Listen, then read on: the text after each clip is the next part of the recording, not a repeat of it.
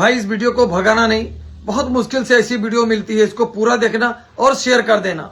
याद रखिए, आप मुसलमानों की भीड़ में शामिल हो या ना हो, लेकिन अगर आपका अकीदा यहां है तो जन्नत आपको भी मिलेगी। नहीं, वैसे तो कोई नहीं जानता है, मौलाना साहब भी नहीं बता सकते जन्नत किसे किसे मिलेगी, वो तय वही करेगा, वो जो रोजे महशर होगा।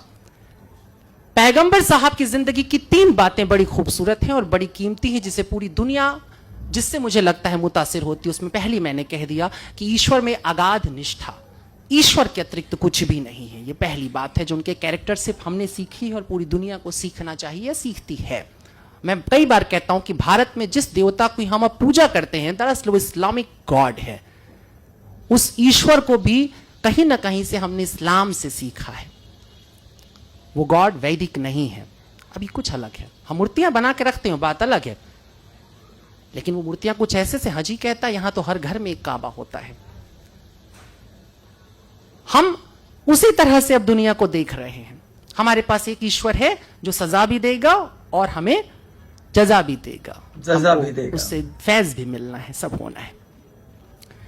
तो एक चीज है ईश्वर के प्रति 100% आस्था, और दूसरी बात जो उनसे सीखने जैसी है, मुझे लगता है कि अरब की उस जिस जगह की अभी आप चर्चा कर, बहुत अच्छी बात थी कि आपने सबसे पहले औरतों की दुर्दशा पे बात की थी।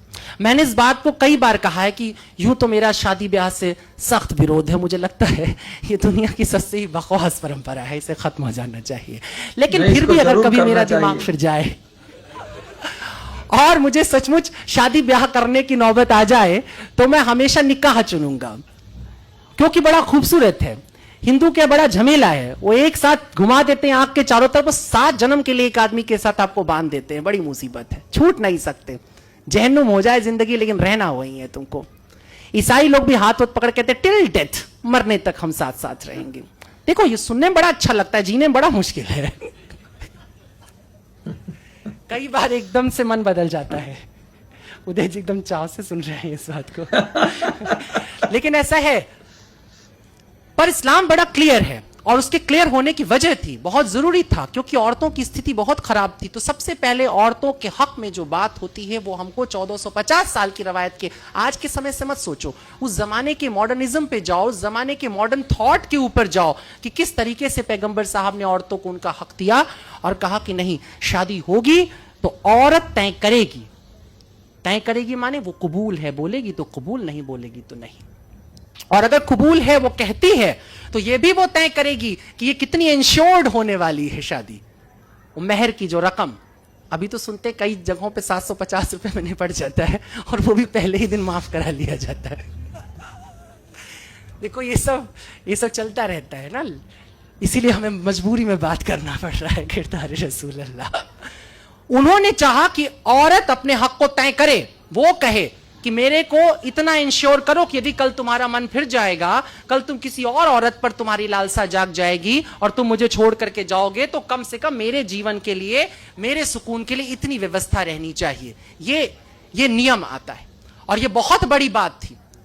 आज जिसकी हम बात करते हैं, शादी ब्याह में अब कोर्ट जैसे बातें करता है कि नहीं भाई औरत को उसका हिस्सेदारी दे दो, ये कर दो, वो कर, ये 1450 साल पहले सोचा जा रहा है। उस जगह जहां पे बेटी को पैदा होते ही जमीन में दफन कर दिया जा रहा है, जहां दामाद बनाना वो एक तरह से गाली की तरह हो जाता था, ये हालत जहां पर थी, जहां तमाम खूबसूरत लड़कियां लौंडियों की तरह रख ली जाती थी, उठा ली जाती थी एक जगह, और वहां पर यह नियम आता है। बर्नार्ड शॉ की आपने बात की, बर्नार्ड शॉ ने 2 लाइनें कही थी, एक लाइन आपने कहा था, मैं दूसरी लाइन के साथ बोलूं। उन्होंने कहा था कि इस्लाम दुनिया का सबसे खूबसूरत मजहब है और मुसलमान बदतरीन, सबसे बुरे लोग हैं।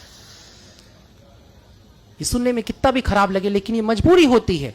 स्टेटस के साथ तुम्हें काउंट किया जाता है। तुम दावा करते हो कि तुम्हारे पास बेहतरीन सबसे बड़ा ज्ञान है, दुनिया का सबसे बड़ा ज्ञान तुम्हारे पास है, और अगर तुम उसके बाद जरा भी ओछी हरकत करते हो तो तुम सबसे पहले काउंट किए जाओगे, क्योंकि तुमने कलमा पढ़ा है, तुमने कहा है कि मैं नहीं मानूंगा किसी और को सिवाय अल्लाह के, मैं झुका रहूंगा उसकी बारगाह में, और जो झुका है अल्लाह की बारगाह में, उसके सामने जो सिजदे में पड़ा हुआ है, क्या तुम्हें लगता है कि वो इंसान कोई गुनाह करने निकलेगा, किसी का कत्ल करेगा, किसी को परेशान करेगा?